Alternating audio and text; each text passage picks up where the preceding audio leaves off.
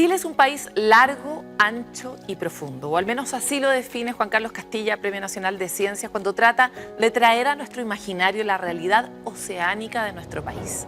Nosotros, animales terrestres, nos olvidamos habitualmente de que por allá, en la costa, existe todo un universo de diversidades y ecosistemas que nos alimenta, que nos define muchas veces a distintas comunidades que han crecido a lo largo del tiempo en esos lugares y que también nos permite proyectarnos hacia el mundo a través de exportaciones de alta calidad que nos hacen ser reconocidos a nivel global. Pero este sector y este mundo tiene enormes desafíos. Desafíos de innovación para hacer mejor lo que estamos haciendo con menos impacto. Desafíos de sostenibilidad para que puedan coexistir las comunidades de especies humanas con las especies marinas de una manera sostenible en el tiempo y que este océano que hemos conocido nosotros lo puedan conocer también las generaciones futuras. Hoy hablaremos de eso en Hélice y para eso tenemos invitados desde la academia, desde el mundo del mundo público y también desde el mundo privado a ver si podemos construir un futuro común. Bienvenidos todos a Hélice.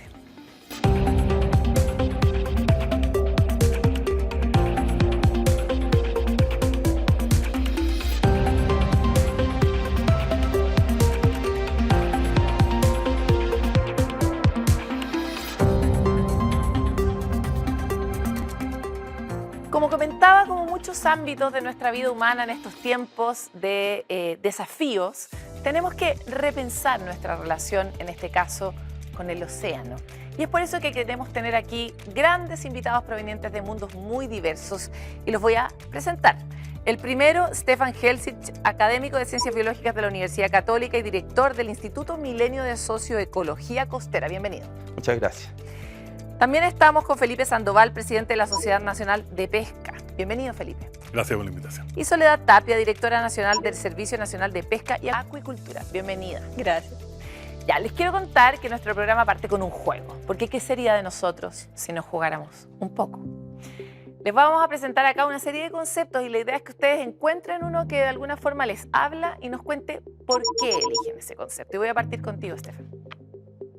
Yo elijo el concepto de territorios. ¿Por qué? A mí el concepto de territorio me habla porque me parece que para alcanzar océanos sostenibles, para relacionarnos bien con el océano, necesitamos entender la diversidad en torno al océano. La diversidad que está marcada en distintos territorios. La diversidad en torno a la pesca, la diversidad en torno a los diferentes usos, las distintas relaciones culturales que tenemos con el océano y que en Chile hay algunos patrones territoriales que marcan esa diversidad. Territorios y maritorios, como diría Juan Carlos Castilla, Premio Nacional de Ciencias. Pues, podemos tener distintos maritorios, unos maritorios gastronómicos, ¿no?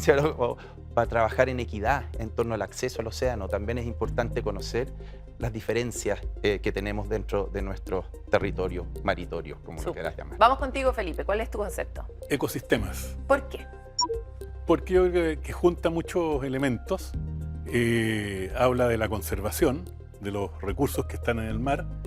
Habla del mar como una fuente de acceso para poder convivir mejor, tanto los seres humanos como los que están presentes en él o quienes lo ocupan, pero conservándolo y protegiéndolo para que dure por mucho tiempo y podamos convivir todos bien, humanos, especies, tierra, mar. Coexistir con otras especies. Soledad, ¿cuál es el tuyo? Está difícil porque son todos atractivos. Trazabilidad, me voy a quedar con ese. ¿Por qué? Trazabilidad desde la mirada del Servicio Nacional de Pesca y Acuicultura, que somos entidad fiscalizadora, es un concepto relevante porque justamente me habla de desde cómo yo desde el mar puedo hacer el seguimiento de todos los pasos que pasó ese recurso hasta que llega al plato de los consumidores.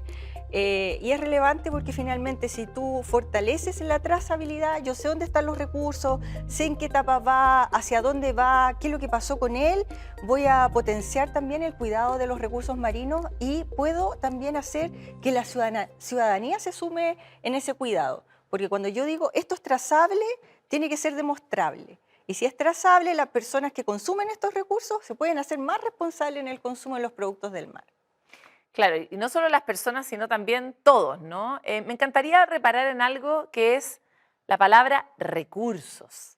Y es cómo te interpreta esa palabra a ti que te dedicas a la socioecología costera y que justamente nos hablas de estos territorios y maritorios que en los que coexistimos con otras especies, como mencionaba Felipe. A mí me gustaría que cuando hablamos del océano, tenemos recursos, está bien, pero a lo mejor cuando hablamos de la gestión de nuestra relación con el océano, si es en términos alimentarios, etcétera, son sistemas alimentarios. Ya, haciendo ese cambio, que es un cambio Y leve, donde ¿no? lo único que comemos no somos nosotros. No somos nosotros. Todos comen. Y tiene otras dimensiones, ¿no es cierto? Porque cuando hay un recurso es como algo ahí para ser explotado, para ser exportado, es un recurso. Yo creo que cuando lo empezamos a pensar como sistema, de nuevo, nos hacemos cargo de las dimensiones culturales en torno a productos alimentarios que vienen del océano, acuáticos, etcétera. Es decir, a mí me gustaría, desde esta mirada que integra aspectos sociales, aspectos ecológicos, como que tratar de entender mejor desde esta forma un poquito más integral y menos utilitaria el término recurso. Creo que al cambiarlo hacemos un switch en la cabeza que solo por cambiar el lenguaje.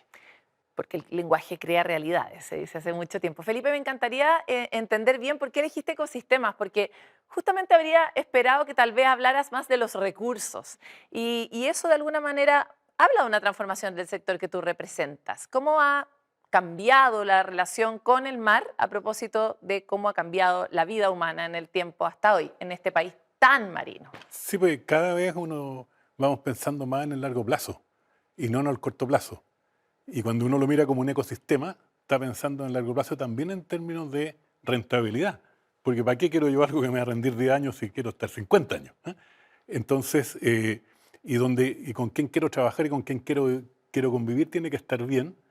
Y ecosistema porque no es solo el recurso específico que me puede interesar a mí. Porque ese recurso específico va a estar mejor en la medida que él esté mejor relacionado con otros. Y en el mar, o en el océano, nos falta mucho por conocer. Solamente pensamos en peces y ahora estamos pensando en acuicultura. Pero el océano es una infinidad de lo que tiene y que no hemos visto o no hemos aprovechado o no hemos convivido con ello todavía. Se dice que conocemos mejor el espacio exterior que el océano profundo y que de cada 5 especies que existen apenas conocemos 1 o 2. O sea, realmente lo que planteas es muy real, también en términos de oportunidades, ¿no?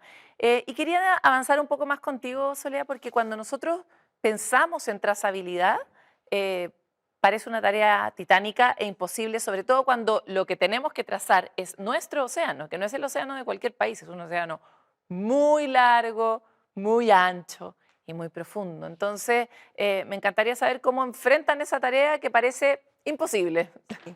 Es muy buena tu pregunta porque finalmente es complejo. Los sistemas cuando son altamente complejos requieren de tecnología, requieren de que los sistemas en el fondo, todas las áreas puedan conversar. Por ejemplo, nosotros tenemos un trabajo muy fuerte con la academia actualmente, pero también nos tenemos que acercar a los sectores.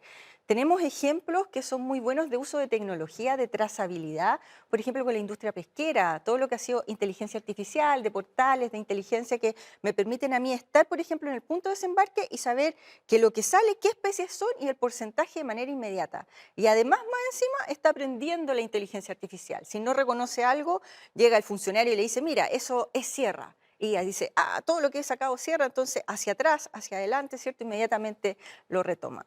Pero finalmente cuando los sistemas se hacen complejos, es justamente necesario hacer redes sociales, además hacer alianzas estratégicas, trabajar en conjunto y sin lugar a duda nunca olvidar un poco lo que decía acá Felipe, de lo importante que es tener la mirada ecosistémica, porque ahí están las personas, pero también están las identidades.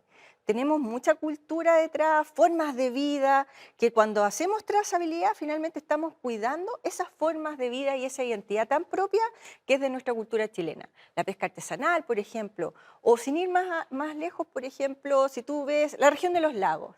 Si le preguntas a las personas que son de la región de los lagos, ¿usted de qué se siente partícipe? ¿Cierto? Muchos te van a decir, por ejemplo, del salmón, porque trabajan y tienen su vida en torno a eso, pero otros te van a decir de la pesca artesanal, de las áreas de manejo, ¿cierto? Y hay otros que te van a decir, bueno, yo vendo el pescado. O las algas, ¿no? Porque o las algas también. Hay tantas diversidades, de hecho, en el océano. Quisiera darle 30 segundos más a cada uno respecto de... Parecemos estar todos muy de acuerdo en este ámbito. Sin embargo, también sabemos que tenemos mucho trabajo por hacer, porque esta concepción sobre por ejemplo, que el mar y la tierra son cosas que están juntas en términos ecosistémicos. No es que como que hasta aquí llega el agüita y de ahí para allá, bueno, verá a alguien que se encarga del mar. Esa concepción es bastante nueva incluso en la ciencia. Entonces, me encantaría que cada uno levantara como un nudo de tarea que podamos después desentramar en nuestra mesa de trabajo. Algo que tenemos que aprender rápido y más y mejor para poder avanzar en políticas oceánicas que sean sostenibles. Está Una. difícil. No, Una.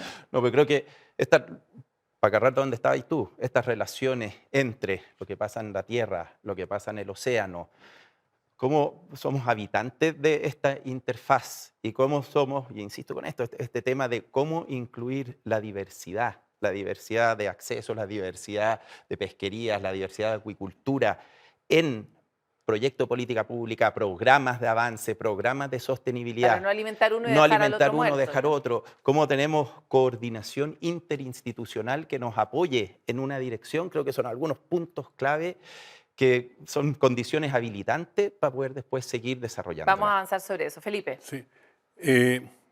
Yo creo que lo más importante es reconocer que sabemos poco y que hay que conocer mucho más y nos falta mucho conocimiento y por lo tanto tenemos que estar muy abiertos a lo nuevo. Y en segundo lugar, no pensar que esto es estático y no va a cambiar, porque la tecnología nos puede ayudar a resolver problemas que tenemos hoy día y por esas cosas no podemos hacer tal actividad, pero la tecnología nos puede ayudar en mañana a hacerla. Entonces la normativa que se genere tiene que ser flexible para que existen nuevas tecnologías que permitan hacer cosas que hoy día no se pueden hacer. Soledad. Yo creo que me quedaría con el concepto de vida submarina. Creo que cuando nosotros hablamos de vida submarina es reconocer justamente que hay mucho que no sabemos y que debemos conocer, pero para poder conocerlo necesitamos hacer alianzas estratégicas. El ODS 17, que es uno de los Objetivos de Desarrollo Sustentable, que muchas veces no se habla de él, habla de alianzas estratégicas, porque quizás lo que yo no puedo hacer, lo puede hacer la academia, o lo puede hacer la industria, o yo mostrarles otras cosas, pero también con la ciudadanía. Así que yo me quedo con esos dos, con vida submarina, con la importancia de la misma, con buscar saber más, pero sin lugar a dudas también las alianzas estratégicas. Vamos a volver sobre todos estos puntos, sobre todo porque hay algo que está envolviendo inevitablemente esta conversación y es la generación de confianzas que son necesarias entre todos los sectores para que se produzca colaboración, para que haya una mayor disposición al cambio, algo que nos cuesta a los humanos desde el origen del tiempo, y podamos transformar el océano en el lugar sostenible que todos soñamos para un país tan oceánico como es Chile. Vamos a una pausa y volvemos con más de Hélice. Vamos a volver entonces con esta conversación en este bloque y quisiera avanzar sobre varios de los temas que quedaron planteados en la primera parte, y es la necesidad de colaborar más y tener mejores alianzas y alianzas más productivas para los intereses cruzados que existen entre los sectores. La necesidad de tener más conocimiento más rápido. Me encantó lo que planteaste tú, Felipe, respecto de la necesidad de abrirse a la posibilidad de cambiar, sobre todo porque nos carga cambiar. Los humanos somos malos para cambiar, pero estamos viviendo en una época de aceleración brutal y gracias justamente a la cantidad de hallazgos tecnológicos que hay. Entonces, realmente estamos presionados. Y por lo tanto quisiera partir tal vez contigo, Felipe, respecto de eso. ¿Cómo ha el sector privado enfrentado a la conversación sobre el cambio? ¿Cuánta disposición al cambio hay? A propósito también de la cantidad de evidencias que surgen todos los días sobre lo móvil que es la realidad del mar. Sí. Bueno, a ver, que yo creo que hay dos aspectos. Uno que es el que se conoce menos y otro que es el que se conoce más respecto al cambio. Las empresas viven cambiando porque están compitiendo todos los días y por lo tanto, si no se adecuan a las nuevas circunstancias, se quedan atrás. Y en segundo lugar, en ámbitos de recursos naturales, las empresas son muy demandadas o presionadas por llegar a consumidores, sobre todo cuando llegan a los países desarrollados, con productos de buena calidad y ambientalmente sustentables. Entonces, en esa área hay una obligación, más que yo diría, hemos asumido que así, es una obligación. ¿Ya? Y Ya, se pero hace. esto último Pero que dices de ambientalmente sustentable es nuevo igual para ustedes. es nuevo, hace varios años, sí, en lo que es Pero la son historia los es nuevo. últimos 10 Sí, años, sí, podríamos claro, decir. es nuevo, pero es una O sea, ya cambió. Es una a ver, nunca digamos ya cambió y está todo listo. No, pero me refiero ya es algo Sí, que se asentó. sí, claro, y es un proceso que hay que seguir adelante y las empresas tienen que adecuarse a eso. Pero hay un segundo ámbito que es el más conocido, que es el de la normativa. Y ahí, claro, está el tema de las confianzas, de poder conversar bien eso para poder avanzar en normativas que permitan desarrollar la actividad. Y yo creo que ahí es donde se producen las mayores dificultades, ¿eh? Entonces, como que se nota que siempre hay una aversión mayor al cambio, pero eso adecuado de otra manera o leído de otra manera puede resolverse bien, ¿eh?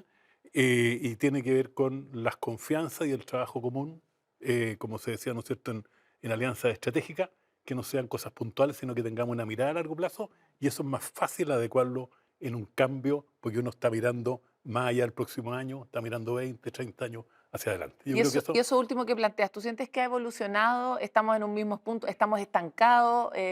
¿Cómo has visto? Hagamos un mapeo sí, de los últimos a ver, 4 años para mire, no ser tan exigente. a mí no me gusta, para no entrar en el área chica y en la coyuntura, no me gusta ser crítico en torno a las personas de lo que está pasando hoy día, porque yo he tenido la historia de la institucionalidad pública también, y creo que las condiciones hoy día para ser funcionario público son mucho más complejas que hace 10 o 20 años atrás, y donde está todo regulado y no se puede hacer nada que no diga X con un palito arriba, porque si no te castigan. Entonces, eso dificulta mucho una buena relación. Anteriormente, claro, había más problemas a veces, pero había como más libertad de acción y permitía una relación más ágil entre distintos sectores y donde se podía conversar más detenidamente, con más calma los problemas para tener una mirada a largo plazo. Eso ha ido cambiando, a mi juicio, producto de necesidades muchas veces, pero no me ha ido al otro extremo, de una sobrenormativa y una sobreexigencia de los funcionarios que dificulta la relación. Entonces yo creo que ahí tenemos que hacer no es un cambio para volver atrás, pero ver cómo damos más flexibilidad para poder trabajar mejor en conjunto. Soledad, ¿qué opinas? Yo creo que sí comparto un punto que es relevante, que cada vez a los funcionarios y funcionarias públicas nos exigen más. Pero yo creo que igual es bueno.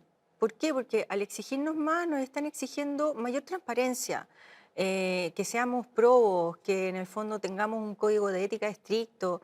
Y si uno lo ve desde la mirada de un organismo que es fiscalizador como el servicio, es como lógico que debiera ser así y apuntar a más. Pero al mismo tiempo eso también se traduce en más tiempo o sistemas más engorrosos eventualmente. Por eso la tecnología ahí nuevamente es Ya, importante. tú le tienes fe a la tecnología para saltar la burocracia. Sí, creo pero no solamente a la tecnología, yo creo que la confianza con las personas de tener agendas abiertas es sumamente relevante. Por ejemplo, nosotros tenemos el COSOC, que es el consejo donde está la opinión pública, el consejo civil, en el fondo, yo quiero participar de eso, puedes ir, puedes revisar nuestros planes de trabajo, puedes hacer observaciones, eso es transparencia, pero eso es a largo plazo, con reuniones que son mensuales, ¿cierto? Y donde nos van exigiendo, nos piden rendiciones de cuentas. Eso es lo que necesitamos seguir trabajando, como dice acá Felipe, con una agenda quizás mucho más amplia que nos permita generar más espacios de diálogo. Felipe, para allá vaya, Porque tenemos espacios que no teníamos antes, por ejemplo. los planes de manejo, ¿no es cierto? O sea, hoy día la institucionalidad permite oficialmente, ¿no es cierto?, tener un espacio deliberativo, ¿no es cierto?, donde se pueden integrar distintos tipos de conocimiento. Otra cosa es ahora cómo hacemos de esos espacios algo bueno, pero estamos creando bastante institucionalidad que genera nuevas como arenas de acción colectiva. Lo que pasa es que tenemos que hacernos cargo de esas arenas de acción, ¿no es cierto? ¿Cómo integramos estos distintos tipos de conocimiento? El conocimiento basado en institución burocrático, así por decirlo de alguna forma. Sí, el conocimiento científico, el conocimiento privado, el conocimiento de la pesca artesanal en estas arenas. Pero existen, ¿eh? No es que no estén. Entonces, ahí hay oportunidades que tenemos que empezar a aprovechar. Estas áreas de manejo que tú planteas son justamente una de las innovaciones de los Estos son planes de manejo. de los últimos años. Y ha permitido que entren nuevos actores, que haya mucho más diálogos. La misma ciencia se ha vuelto un actor mucho más relevante en esa conversación. Y quisiera saber desde tu experiencia cuánto se ha activado la conversación entre la academia y estos dos sectores por las necesidades que estamos teniendo hoy día para cuidar el océano. Yo voy a ir más atrás, sí, Felipe, pero pues, claro, si pensamos 15 años atrás, yo creo que yo soy bien optimista, había una activación muy importante. ¿no es cierto? O sea, hoy día hay institutos de investigación que trabajan directamente con la industria. Nosotros mismos tenemos proyectos con Soledad, ¿no es cierto?, en pesca ilegal que hemos ido avanzando. Pero también el conocimiento alojado en comunidades locales, etcétera, está empezando a encontrar algunos de estos espacios, ¿no es cierto? O sea, estos planes de manejo son para múltiples pesquerías, ¿no es cierto?, pelágicas, de mariscos, etcétera. Entonces empiezan a generar esta necesidad del diálogo, de empezar a Lo que contribuir. buscan es sostenibilidad en el fondo. Buscan sostenibilidad y generan oportunidades de confianza. Yo siempre digo, hay un comité, ¿no es cierto?, en el sur, entonces a veces la pesca artesanal, la pesca industrial, no se habían sentado de Nunca. frentón juntos en una mesa, ¿no es cierto? Entonces, Aprovechemos genera que esos estamos espacios. sentados justamente en esta mesa para contar algunos de los buenos ejemplos que uno debería empezar a polinizar con ellos. No sé cómo se dice polinizar en oceánico, pero desde el punto de vista justamente de, por ejemplo, el caso del jurel, que estuvo totalmente amenazado, sí. estuvo a punto de desaparecer, y hoy día estamos a propósito de la coordinación de los esfuerzos del sector público-privado de la ciencia, se ha logrado recuperar la cantidad de jurel que existe disponible. ¿Qué otros ejemplos tienen ustedes a mano? Por ejemplo, que mencionabas tú respecto a la colaboración con distintos sectores que antes no hablaban, que pueden ayudar a revitalizar esta conversación y acelerar las La acuicultura. transformaciones. La acuicultura no existía en Chile hace 40 años, o la salmonicultura, digamos, avicultura a pequeña escala. Y es un esfuerzo nacional.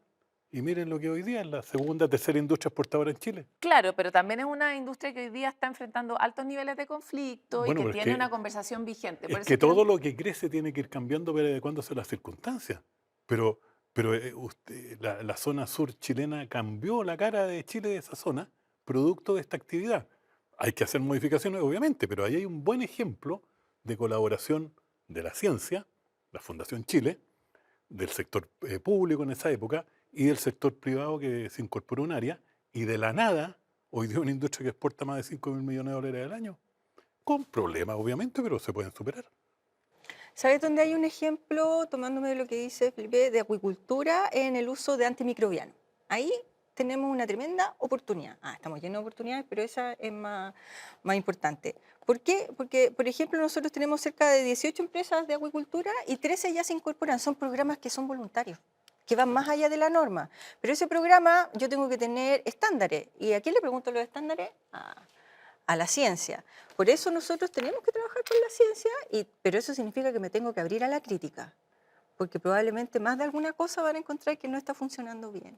¿Cómo lo ves tú? Sí, dos cositas. Una, para no meterme en salmonicultura, pero la industria del mitilio, creo No que sé qué es el mitilio. de Los los choritos. choritos. Gracias. La En industria de los español. choritos es otra de estas Otra, cosas, una industria bastante sostenible, que está acoplada, donde hay pesca artesanal, industrias más grandes, hay una cadena de valor bien virtuosa. Entonces, una de las cosas nomás, de nuevo, nuestros desafíos míos, que cuando digamos acuicultura, no pensemos inmediatamente que la acuicultura es sinónimo de salmones, ¿no? Hay acuicultura de algas, hay acuicultura de choritos, algunas más sostenibles, peces. otras menos sostenibles, algunas que necesitan más cambios, otras que necesitan menos cambios. Por ese lado. Y para lo virtuoso, a mí me parece que hay algo virtuoso que ha ido avanzando en el tiempo, que es el trabajo de la pesca artesanal en los océanos. O sea, hoy día en mano de la pesca artesanal, pucha, yo creo que hay algunas iniciativas de conservación que son increíbles. O sea, el trabajo que se ha hecho con, todo se llama en el océano planes de manejo, áreas de manejo, entonces se confunden. Pero hace años decidimos que la pesca artesanal organizada podía tener ciertas parcelas. Y ahí había un trabajo, un reconocimiento de la necesidad de la sostenibilidad por parte de la pesca artesanal que es bien asombroso, desde múltiples perspectivas. Vamos a revisarlo, de hecho, en el próximo bloque. Qué bueno que lo anticipa. Y disculpa, y también si miran en la pesca, hoy día de 16 especies que se capturan de manera industrial, hay 10 que están de una condición mucho más favorable de lo que era en el pasado, y hay otras 4 que han mejorado su condición, no llegando al óptimo, pero han mejorado. Entonces también hay otro esfuerzo, otro ejemplo de esfuerzo común, que antes no era así. Claro, Sí. que hay aprendizaje. Que tiene que ver con normativa, relación público-privada, con la ciencia. Entonces, Con fiscalización. con fiscalización, obviamente que es muy importante. Es muy importante lo de la fiscalización, porque antes, como era menos la fiscalización, Sí. muchas veces el privado, si no lo están mirando, bueno, va más allá de lo que puede. Entonces, eso ha ayudado también a A cambiar que- la cultura interna, me y imagino. También. la cultura y que se cuiden más los recursos. Vamos a ir a una pausa. Pero vamos a volver con mucho más de esta conversación porque efectivamente Chile tiene grandes posibilidades y también tiene las mismas grandes posibilidades para hacerlo pésimo. Entonces tenemos que lograr que el camino vaya hacia el otro lado y junto a todos estos ejemplos virtuosos vamos a volver después de esta pausa. Volvemos entonces aquí en Hélice tratando de aglutinar una conversación difícil porque tiene muchos factores, que es la conversación sobre el océano, la sostenibilidad de los recursos y de la vida en los océanos, la sostenibilidad de los ecosistemas que nos alimentan, pero también nos constituyen culturalmente. Y por eso, antes de comenzar esta conversación, quisiera invitarlos a ver un video que preparamos para inspirarla. ¿Me parece?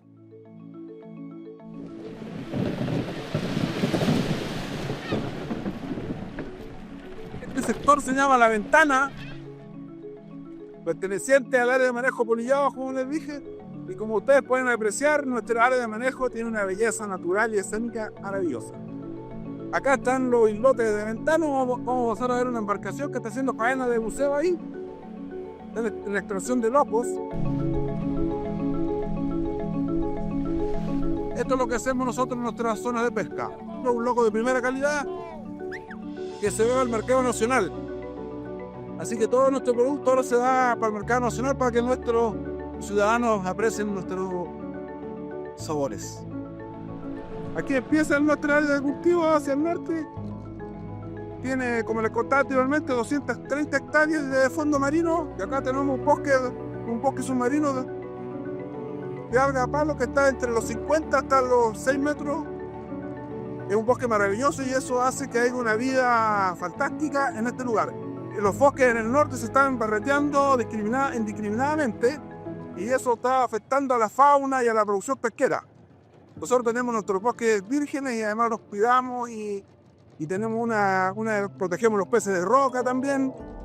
La belleza natural que tiene el área de manejo Polillado, tiene playa, la biodiversidad, hay aves, hay lobos marinos y todos estamos conectados y trabajamos, nadie daña a nadie, sacamos solamente lo necesario. Esos botes andan haciendo explotación de recursos locos, pero con una cuota. Y después se les llegan a la caleta, se les cuenta para que cumplan con su cuota diaria de extracción. Así que el manejo que se hace aquí en Apolillado es envidiable y es reconocido ya por la Subsecretaría de Pesca y replicable también a Ecuador, al Perú, que han venido de la Subsecretaría de Pesca del Perú a replicar lo que se hace aquí en el archipiélago de Humboldt, en el área de manejo Apolillado. Estamos en pie de lucha siempre, seguiremos porque nuestro territorio lo merece, somos ricos en pesca, tenemos desarrollo sustentable no por 25 años, sino por muchos cientos de años, entonces la economía global que se desarrolla en el territorio pesquero es muy importante, somos muy importantes para el país y para el planeta.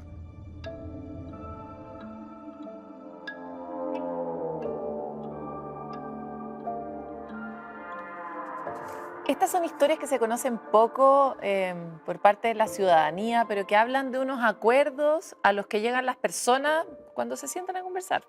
Entonces me encantaría saber cómo han visto ustedes estas experiencias y cómo lo ha recibido cada uno desde su propio sector. Partamos contigo, Felipe. Bueno, a ver, una de las claves del desarrollo económico, lo voy a poner así, en el sector pesquero, es la buena convivencia en los distintos actores, porque al final todos miran, hay pescadores artesanales, pescadores industriales, somos todos pescadores y convivimos en conjunto. Entonces, en la medida que hay buena relación, a todos les va mejor. Cuando eso se transforma en conflicto, a todos les va peor. ¿Qué pasaba en el pasado? Que todos los años se peleaba cuánto le toca a uno, cuánto le toca al otro, ¿ya? Y siempre era conflictivo. Cuando eso se normalizó, ¿y qué es lo que pasaba? Que todos presionaban por pescar más de lo que tenía el otro, o presionar a ustedes para que aumentara la cuota.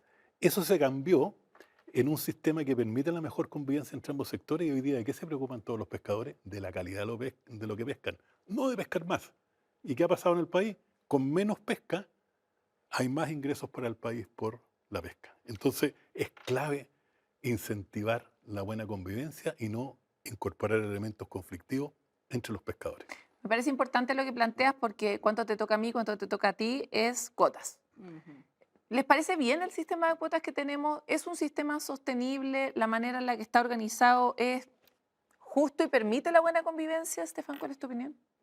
Voy a contestar eso y después hablo de área de manejo. No, pero no me parece que hay pesquerías que son distintas. Yo como que he hablado de diversidad todo el rato porque las pesquerías grandes, ¿cierto? Peces, las merluzas, etcétera, tienen un sistema de cuota, que hay ciencia que apoya cuánto es esa cuota, etcétera, ¿no es cierto? Hay pesquerías pequeñas como las que vimos en los videos que operan de formas distintas. Y tenemos que aprender a manejar las pesquerías de acuerdo a las escalas, los distintos actores, etcétera. Entonces, gran parte cuando se habla de las cuotas, como habla Felipe, etcétera, está hablando de estas grandes pesquerías donde también hay actores artesanales, ¿no es cierto? Y se tiene que, o lo que hace la cuota es tratar de repartir estas pesquerías. ¿Y esas cuotas están de la bien mejor- pensadas, por lo menos desde la ciencia? Hay harto trabajo atrás en establecer esas cuotas. A veces los recursos, cambio climático, etcétera, se mueven, ¿no es cierto? Entonces, a veces hay cuotas que parecieran más legítimas, otras menos legítimas, ¿no es cierto? Pero hay una forma de operar. Lo que pasa es que no toda la pesca es homogénea. Entonces, en pesquerías como las que veíamos ahí, del loco, etcétera, bueno, a lo mejor la cuota no es la mejor forma. Tenemos que empezar a pensar otras formas de regular esas pesquerías. Las pesquerías de los peces de roca que mencionaban ahí también, pues son otros tipos de pesquerías. Tenemos que entender que existen estos tipos distintos para hacerlo. Volviendo a la cuota nomás ahora, porque tú lo tocaste, pues, ¿no es cierto? Que está en discusión, pues. ¿Cómo se reparte esta cuota de forma equitativa entre diferentes sectores, etcétera? Son en esencia decisiones sociales importantes, ¿no es cierto? Como un país, ¿cuánta importancia le damos a un sector versus otro sector? ¿Cuál es la importancia social de la pesca? ¿Cuál es la importancia económica en términos de exportaciones?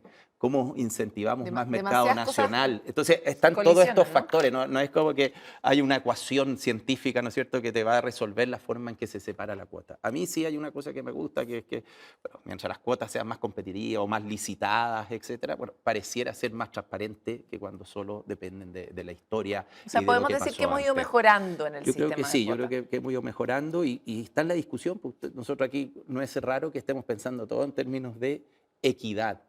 Equidad no solo, y justicia, no sé, no solo justicia en lo que es la distribución, pero justicia en lo que hemos estado hablando antes, pues, cómo son los procedimientos, ¿no es cierto? Entonces, han entrado esas temáticas en lo que es la gestión de estos, insisto, sistemas alimentarios que antes no estaban, y yo creo que eso es una buena noticia para nosotros.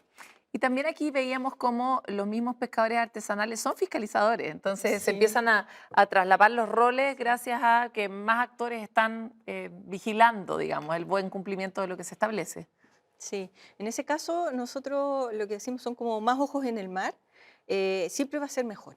¿Ya? Y ahí lo que uno tiene que hacer es programas como el cual nosotros tenemos actualmente que se llama Caleta Más Cerca, que es justamente ir a la caleta, por eso se llama Caleta Más Cerca, y ver por qué, por ejemplo, las personas no están cumpliendo quizás con las normas y ayudarlas a cumplir la norma. Hay veces que son temas, por ejemplo, no sabe qué formulario usar, cómo se hace, u otras veces simplemente puro desconocimiento. Pero cuando ya saben, ellos se adueñan de eso y finalmente nos exigen más, lo cual está bien porque eso habla de que finalmente eso es lo que apuntan las cogobernanzas, de que aquel que yo le entrego ese lugar para que él lo cuide, lo proteja, ¿cierto?, tenga todas las herramientas para que le vaya lo mejor posible.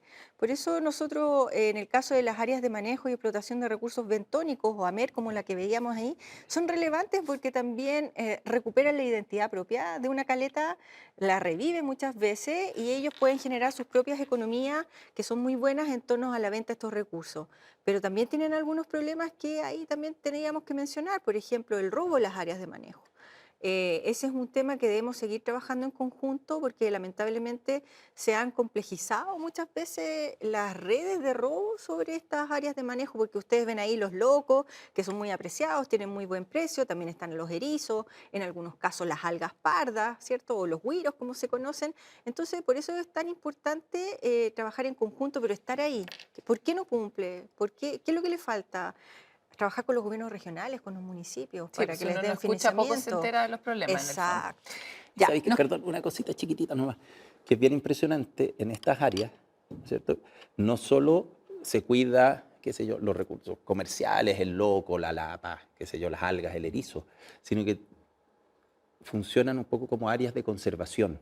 Como se están cuidando estos recursos a nivel de ecosistemas, ¿cierto?, están mejor, se parecen más a un área protegida.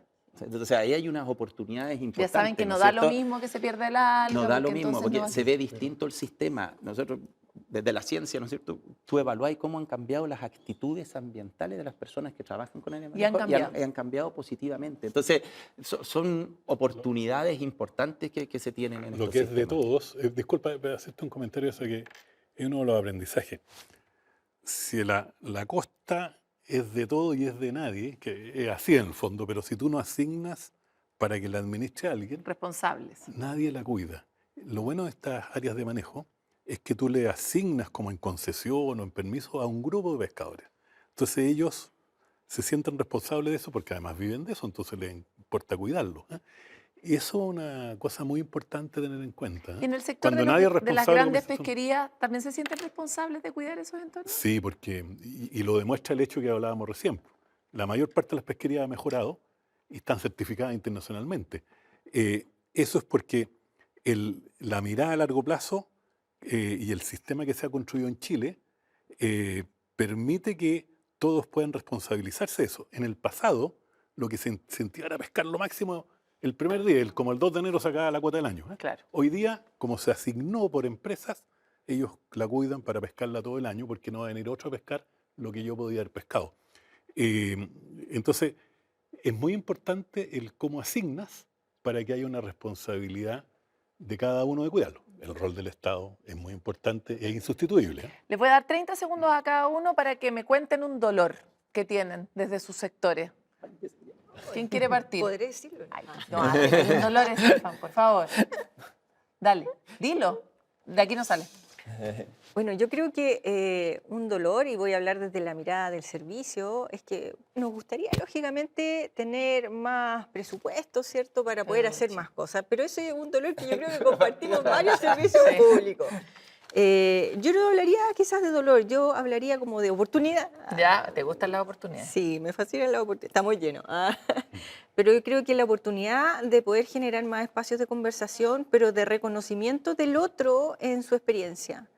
Si yo reconozco al pescador artesanal o a la pescadora artesanal de eso que ella hace o que él hace es importante y yo no lo sé hacer y no lo tomo en cuenta para la toma de decisiones, es grave. Y lo mismo con otros sectores. Es exactamente lo mismo, porque finalmente cuando yo respeto al otro y finalmente lo veo como un ser humano con su identidad, su cultura, lo tomo en consideración, eso yo creo que es lo que nos falta a nosotros todavía mejorar.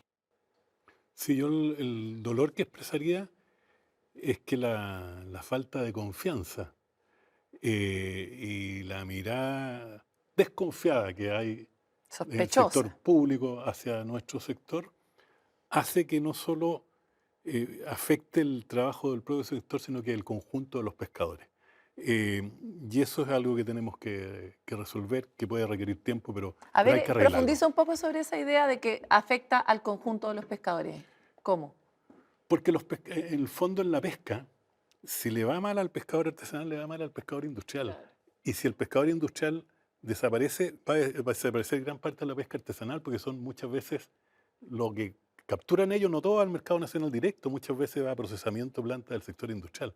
Entonces, se necesita convivir en conjunto. Entonces, si le va mal a uno, le va a ir mal al otro.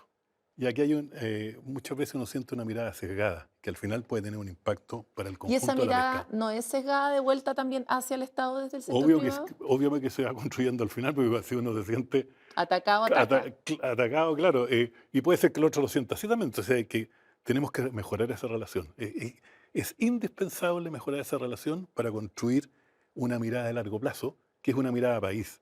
Porque también el mar es de todos, los peces son de todos, se asignan por empresas para capturarlo, pero los peces son de todos y tenemos que cuidarlos entre todos. Entonces es una actividad tan importante que tenemos que tener una mirada conjunta de sociedad. Yo diría que te dejó alto el nivel aquí, Felipe, Estefan. Así que, ¿cuál es tu dolor? Los dolores son de uno. Sí. Chile es un país muy productivo, o sea, en términos de recursos naturales, pesquería, culturales en torno al océano.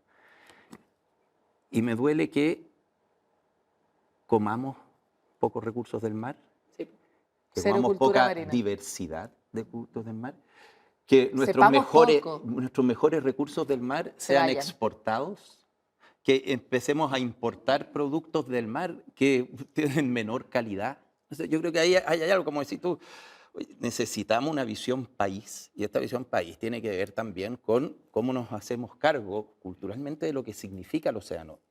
A medida que los países han ido incrementando su Producto Interno Bruto, en general, en el mundo, ¿no es cierto?, aumenta el consumo de, llamémoslo, recursos acuáticos, alimentos acuáticos, me gustaría decir a mí. Chile, al berre. ¿Y qué hemos inventado? Yo no tengo nada en contra de la industria, pero el pollo y el cerdo. Entonces, es una señal de alerta, ¿no? Que teniendo toda esta riqueza, teniendo estas oportunidades, Sí. teniendo la necesidad en muchos que sea lugares tan rurales, caro al final, ¿no es cierto? ¿no? Sí, de tener la necesidad de los micronutrientes, las distintas cosas que aportan este tipo de alimentos, ¿no es cierto? Como país, Sí.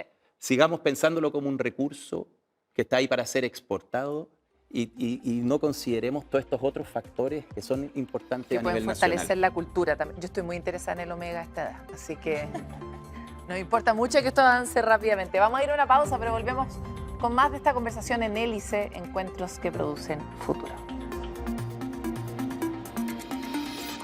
Volvemos en Hélice al último segmento donde volvemos a pedirle a nuestros invitados que hagan un nuevo juego, que en este caso es un juego de empatía.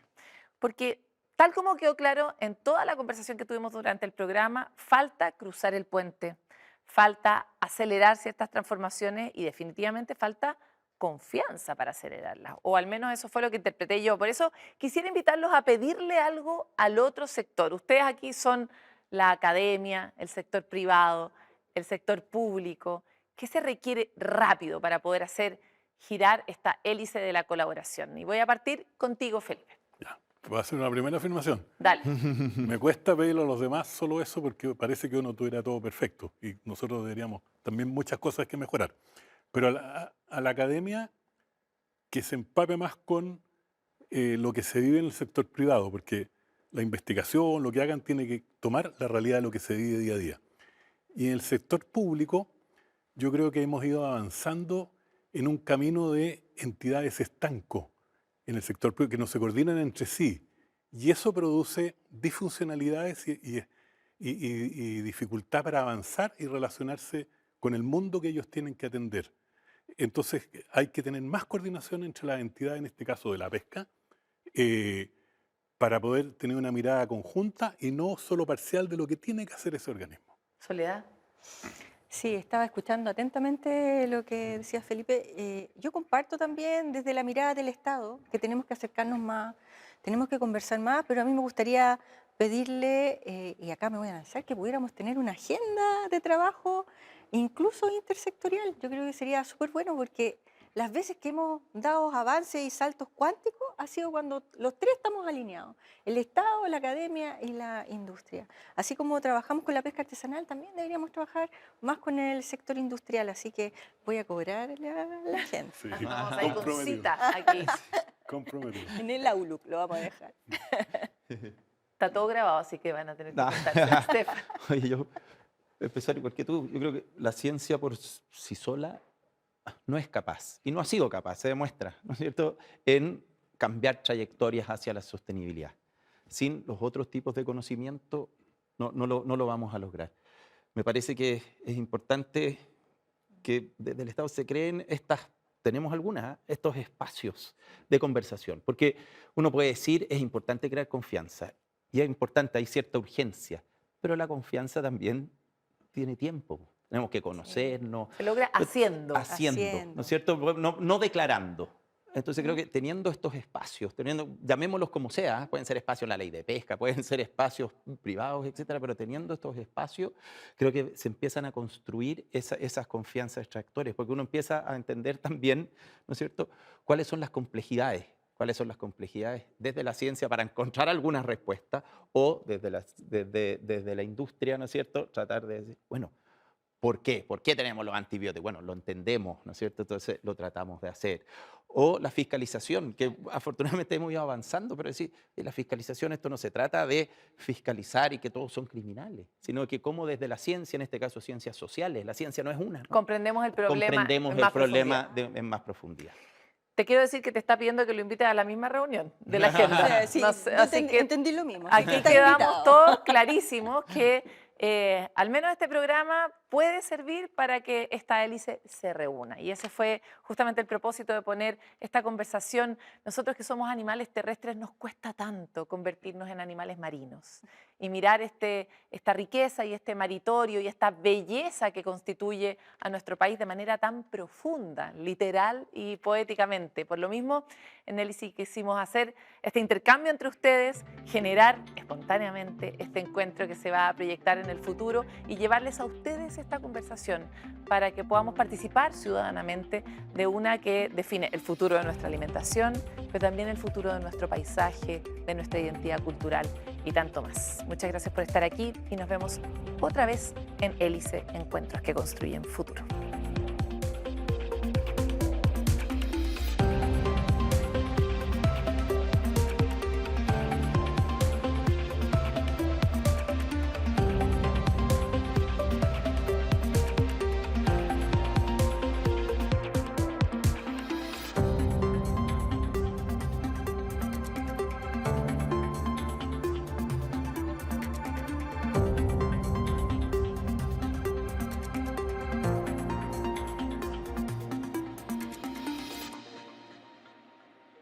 ¿Qué pasaría si pudiéramos mirar los grandes problemas de Chile desde todos los ángulos?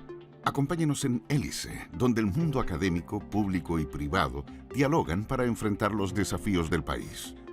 Por definición, siempre va a haber una sequía. El derecho humano al agua es algo hoy día relevante en lo que tenemos que pensar.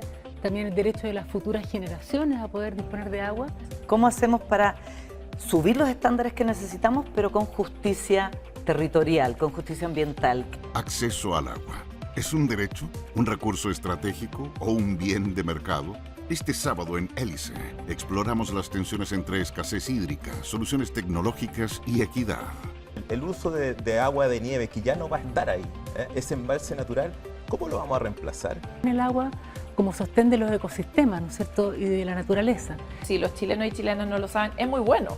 Los chilenos y chilenas tenemos una muy buena calidad de agua y tenemos una red que cubre buena parte del territorio, a diferencia de muchos de los países de la región. Con Jorge Gironás, académico de Ingeniería UC, Lorena Schmidt, presidenta de la Asociación Nacional de Empresas de Servicios Sanitarios, y Valentina Durán, directora ejecutiva del Servicio de Evaluación Ambiental. Hélice, todos los sábados a las 11 de la mañana por las pantallas de CNN Chile.